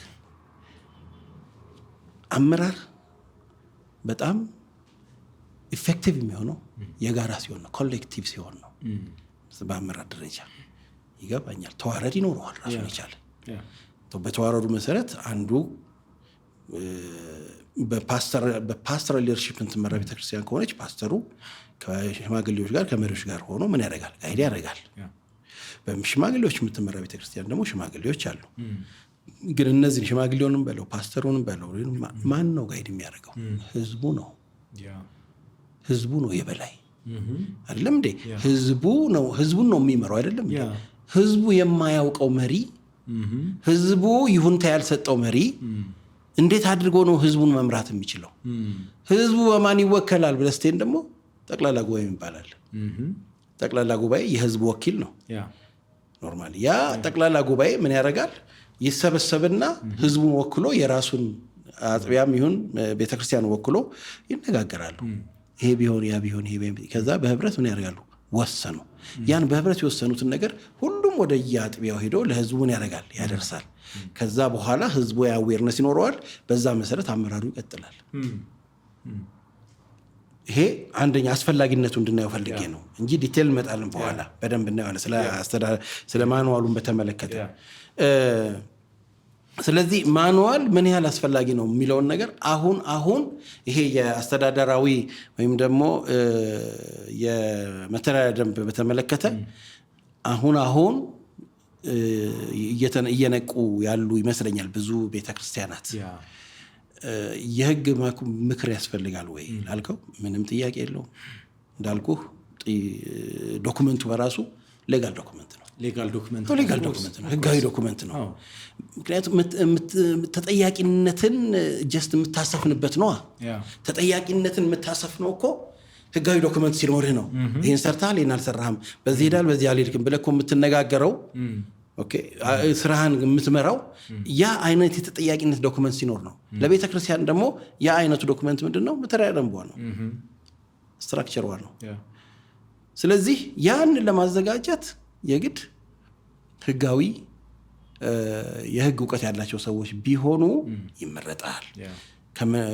ከእንትኖቹ ጋር ሆኖ ከመሪዎች ጋር ሆኖ አንድ ላይ ያን ነገር ቢያደርጉት ጥሩ ነው። ስለዚህ ያስፈልጋል ይላል ከዩ ያስፈልጋል። በህግ ባለሙያ ቢዘጋጅ የተሻለ ነው። እኔ አሁን በቅርብ ጊዜ አንዳንድ እየመጡልኝ እንዳዘጋጅላቸው ውጭ ብለን ተነጋግረን እንዲዘጋጅ የተሰጡኝ አሳይመንቶችም አሉ እየሰራኋቸው ያሉ ትልልቅ ቤተክርስቲያናት ጭምር። ለምን በቃ ይሄ ጥሩ ነው። ይሄን አዌርነስ እየፈጠርን መሄድ አለብን። ለቤተክርስቲያናችንን ፕሮቴክት ማድረግ አለብን። ወንጌል ፕሮቴክት መሆን አለበት ካላስፈላጊ ጥፋት፣ ካላስፈላጊ ግጭት፣ በቃ አስፈላጊ ካልሆኑ ድርጊቶች ነፃ መሆን ስላለባት ያንን ነገር አስቀድመን መከላከል ስላለብን የህግ እውቀታችን በጣም ሊሰፋ ይገባዋል የሚለውን ፖይንት እናነሳና በዚህ አቅጣጫ ቤተክርስቲያን ሰራተኞቿን ወይም ደግሞ አገልጋዮቿን እንዴት ነው ጋይድ ማድረግ ያለባት እሱ ፖይንት ላይ ስንመጣ የሰራተኞች መብት ከማንሳት በፊት ላቋርጠ፣ ይቅርታ በጣም በዛው ጨመረህ እንትን እንድትለው ማለት ነው። አሁን አድቮኬሲ አሁን አይነት ነክ ነው የሚሆነው ወሬያችን ይመስለኛል።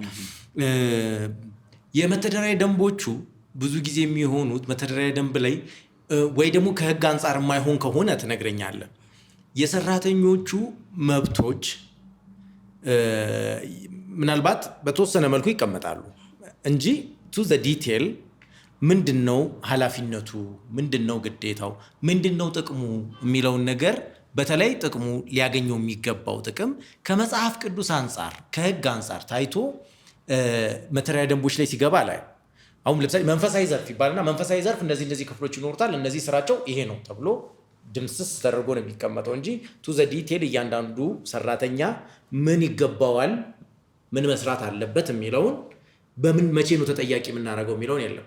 ሌላኛው ወጣቶችና ልጆች እንዴ ለምንድን ነው መተዳደሪያ ደንብ ውስጥ ማይካተቱት? ለምንድን ነው የነሱ መብት? አሁን ለምሳሌ አንድ መተዳደሪያ ደንብ ሲዘጋጅ ልጆች እና ወጣቶች ለምን የነሱስ ወደድንም ጠላንም የምንኖርበት ዓለም አፍሪካ ነው። አፍሪካ ላይ እንደው በጣም አጋነንከው ካላላችሁኝ እንደው ኤግዛክት እንትኑን ባንል 65% 65% የሚሆነውን ሰው እድሜው ከ20 በታች ነው እንበል፣ ከዛ በላይ ሊሆን ይችላል እንትኑ 60% እንኳን ሰተ ነው ማጆሪቲ ነው። ቫስ ማጆሪቲውን ያላካተተ መተዳደሪያ ደንብ አባል ብለን ስናይ እንግዲህ ቤተክርስቲያናችንን እናውቃለን። እንደውም ጌታ ረድቶን እግዚአብሔር ይመስገን እንደ አውሮፓውያኖቹ አልሆንም። በደንብ ግን ካልሰራን ወደዛ አካሄዳችን ወደዛ እንዳይሆን እፈራለሁ። እና ይህ ሁሉ ወጣት ነው። አብዛኛው ምዕመን ብታይ ወጣት ነው። በየቸርቹ ሂድ አብዛኛው ወጣት ነው። በየአገልግሎት ዘርፉ ግባ ወጣት ነው። እና ደሞዝ ተከፋዩን ብቻ ያማከለ ነው የቤተ ክርስቲያን መተዳደሪያ ደንብ። የልጆች መብትንስ ለምን አያካትትም? ቻይልድ ፕሮቴክሽን ለምን አያካትትም? የወጣቶችንስ ጉዳይ ለምን አያካትትም? እነዚህንስ ወይ ማካተት የለበትም ወይ? እንደ ህግ ምንድን ነው እዚህ ላይ ያንተ አቋም አብሮ ለሰራተኞቹ ስታነሳ ማለት ነው? መልካም። አሁን አየህ ወደ ሙያ መጣ። ወደ የሙያችን የልጆች ነገር ያው በጣም እንትን ነው፣ ኢምፖርታንት ነው። ምንም አሁን በዚህም ጉዳይ ላይ እኔ ምንም እንትን የለኝም። መካተት አለበት። የወጣቶችን፣ የልጆችን፣ የአባላትን በእያንዳንዱ እንቅስቃሴያቸው ላይ ምንድነው ማድረግ ያለባቸው፣ እንዴት ነው መሆን ያለባቸው፣ መብታቸው፣ ግዴታቸው የሚለው ነገር መካተት አለበት ብዬ አምናለሁ። ግን እንደየስትራክቸሩ ይለያያል፣ እንደየቤተ ክርስቲያን አወቃቀሩ ይለያያል። እኔ አሁን ባለሁባት በማገለግልባት ቤተክርስቲያን የኢትዮጵያ አማኑኤል ህብረት ቤተክርስቲያን 2 ማኑዋል ነው ያላት። አንደኛው ማኑዋል የዋናው የሄድ ኦፊስ የኢትዮጵያ አማኑኤል ህብረት ቤተክርስቲያን መተዳደሪያ ደንብ አለ። ከዛ ደግሞ የአጥቢያ ቤተክርስቲያናት መተዳደሪያ ደንብ አለ።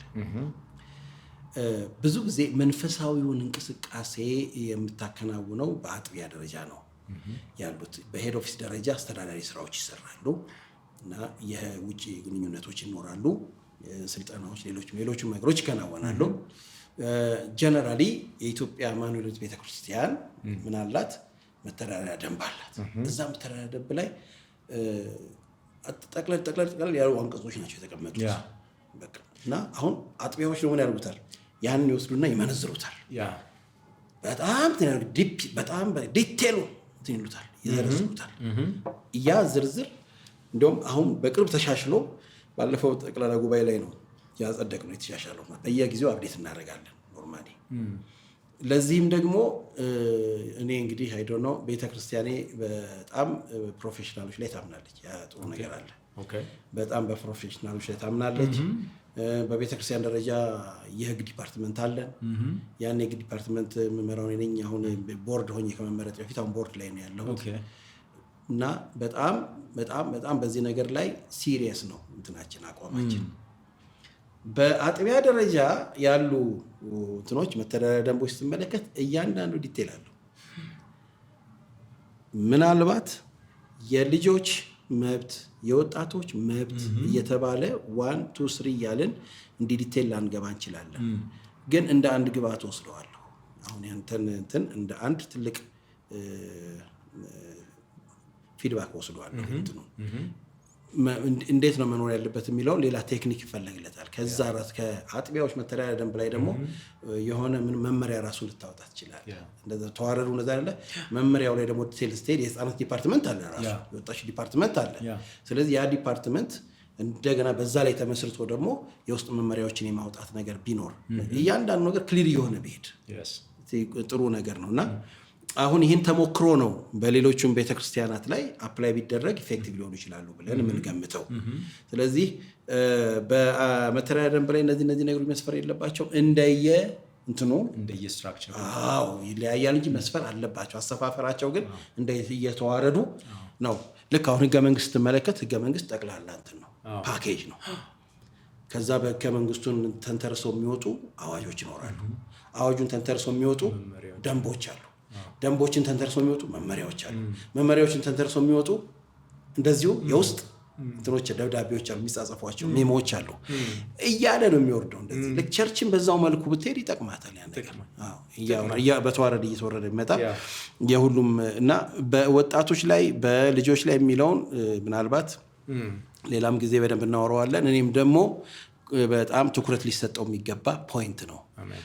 ከዚህም ከቀረጻው በፊትም በነበረነው ውይይት ላይ በዚህ ዲቴል ያወርተናል። በዚህ ጉዳይ ላይ ይህንን በጣም ሳላደንቅ አላልፍም። በአንተ ውስጥ ያለውን ሸክም እግዚአብሔር ይመስገን በልጆች ላይ እና በወጣቶች ላይ እኔም እንግዲህ በአጥቢያ ደረጃ ይህን ጉዳይ ላይ በጣም እየተንቀሳቀስን ያለ ነውና እንደ እግዚአብሔር ፈቃድ ጌታ ይረዳናል። ወደ ሰራተኞቹ ስንመጣ የሰራተኞችን እና የአባላትን አስተዳደር በተመለከተ እንዳልኩ ይሄ ቀጥታ ያለው የትኛው ጋር ያለው በእኛ ቸርች ስትራክቸር የአጥቢያዎች ደንብ ላይ ነው ያለው። የአጥቢያዎች ደንብ ላይ እያንዳንዱ አገልጋይ ያው ቅድም እንዳልኩኝ ቤተክርስቲያን 2 ብራንች ነው ያላት፣ መንፈሳዊ እና አስተዳደራዊ ዘርፎች ነው ያሏት። ስለዚህ መንፈሳዊ ዘርፍ ላይ ያለውን እንቅስቃሴ ጋይድ የምታደርገው ባላት አስተዳደራዊ ማንዋል ነው ወይም ደግሞ መመሪያ ነው። የአስተዳደሩንም በተመለከተ እዛ ውስጥ አለ። አንድ ሰራተኛ እንዴት ይዘዋወር፣ ከአንድ ቦታ ወደ አንድ ቦታ እንዴት ይዘዋወር፣ የደሞዝ እድገት እንዴት ይሁን፣ ዲስፕሊነሪ አክሽን ምንድነው መሆን ያለበት፣ ቅጣቱ ምን ሲያጠፋ ነው እንደሚሆነው፣ በምን መልኩ ነው፣ ጡረታ ሰርቶስ ጡረታ ሲወጣ ምንድነው መሆን ያለበት፣ ምን ይሰጠው፣ በምን መልኩ ተዘዋውሮ ሲመጣ ከሌላ ቦታ ወደ አንድ ቦታ በምን መልኩ ነው አፕሮች ማድረግ ያለበት፣ ይሄ ሁሉ ዲቴል አለ እኛ ጋር። ይሄ ሁሉ በደንብ ተቀምጧል እና በዚህ መልኩ ነው ስንቀበል ራሱ ዝውውር ሲፈጸም፣ እድገት ሲፈጸም፣ ስታሰናብት የሚሉትን ዲቴሎች ከዚህ ከአሰሪና ሰራተኛ አዋጁም ተነስተን በተወሰነው ከዛ መወሰድ አድርገን ያለንም ኤክስፒሪየንስ ተጨምሮ በደንብ ተዘጋጅቷል። እግዚአብሔር ይመስገን። እና ይሄ በጣም እንግዲህ ምናልባት እዚህ ይህንን እየተመለከታችሁ ያላችሁ የቤተ ክርስቲያን መሪዎች ባካችሁን እነዚህ የህግ ጉዳዮች ዝም ብለን አይደለም የምናነሳቸው። ምንድን ነው የተጻፈ ህግ ነው ሰውን የሚያቆየው። እስራኤላውያን ከአብርሃም ከተጠራበት ዘመን አንስቶ የህገ ልቦና የሚባለው አብርሃም ከተጠራበት ዘመን አንስቶ በሲና ተራራ ህጉ እስከተሰጠበት ጊዜ ድረስ የነበራቸውን ስትራክቸር ብታየው ምንም ብዙ መልኩ የሚታይ አይደለም። አሁን እስራኤልን እንደ ህዝብ መብዛቱን ቁጥሩን ታየዋለህ እንጂ እንደ ኔሽን እንድታየው አያረግም። ልክ ህጉ ሲሰጥ እንደ ኔሽን የሚታይ ማለት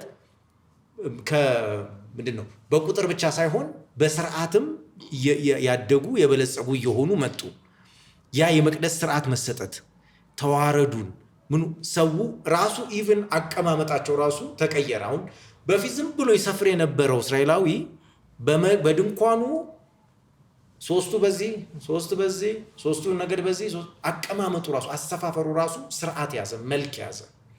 ስለዚህ አሁን የሚጻፉ ህጎች በእውነት ለቤተ ክርስቲያን መልክ ይሰጣሉ፣ ለኛም መልክ ይሰጡናል። አሁን እና ደግሞ ሰው በትክክል መማር አለበት። ያንን ህጉ ከተሰጠ በኋላ ያንን ህግ እኮ እግዚአብሔር ሲያዝ ፎርማሊም ኢንፎርማሊም አስተምረዋል የሚለው መጽሐፍ ቅዱስ ከልጆች ጋር ተጫወተው በበር መቃለል እንደ ክታብ ይውደል። እነዚህ ይሄ ህግ ነው የሚያኗኑር ከእግዚአብሔር ጋር ከሰው ጋር ብንወድም ብንጠላም ሁሉም ኮንስቲቲዩሽን መጨረሻው ተሰብስቦ የሚመጣው መጽሐፍ ቅዱስ ጋር ነው። ከዛ በፊት የነበረውን እኮ እስከ ሴኩላሪዝም እስኪመጣ ድረስ ባለው እስከ ምናልባት ታግዘኛለህ ባለው እኮ የቤተክርስቲያን ህግ ነው ዓለምን ይገዛ የነበረው። ህግ የሚወጣው ከቤተክርስቲያን ነው። አሁን ትልልቅ የምንላቸው ዩኒቨርሲቲዎች በሙሉ የቤተክርስቲያን ናቸው። ዋን ዌይ ኦር አናዘር ምንም ልንላቸው አንችልም። ትምህርትም ኢትዮጵያ ራሱ ስትገዛ የነበረው ፍትሐ ነገስት የሚባል የቤተክርስቲያን ህግ ነበረ። ፍትሐ ብሔር ከመጣቱ በፊት ፍትሐ ነገስት ነው ወደ ፍትሐ ብሔር በፍትሐ ነገስት ተዳለ ወደ ፍትሐ ብሔር የመጣ ነው። ስለዚህ ይሄኛው መዋቅር ማለት ልክ እንደ መጥፎ ነገር እንዳይታይ እንዲህ አሁንማ ብለን እኛ እርስ በርስ መዋደዱን ራሱ መልክ የሚሰጠው ህግ ነውና ያንን ህግ እንዴት ነው እንደው ብትተገብሩት ብለን እኛ ፑሽ እናደርጋለን። በእውነት እንመክራለን። ይሄ ያስፈልጋል። ስለ እያንዳንዱ ነገር በህግ ባለሙያዎች በትክክል ጥርት ያለ ማንም ሰው መጥቶ ቢያየው ዶክመንቱን ይሄ በቃ ሌጋሊ የትኛውም ነገ ከነገ ወዲያ እኮ ለሌሎች ሀገሮች ልናስተላልፈው የምንችለው ተሞክሮ እኮ ነው።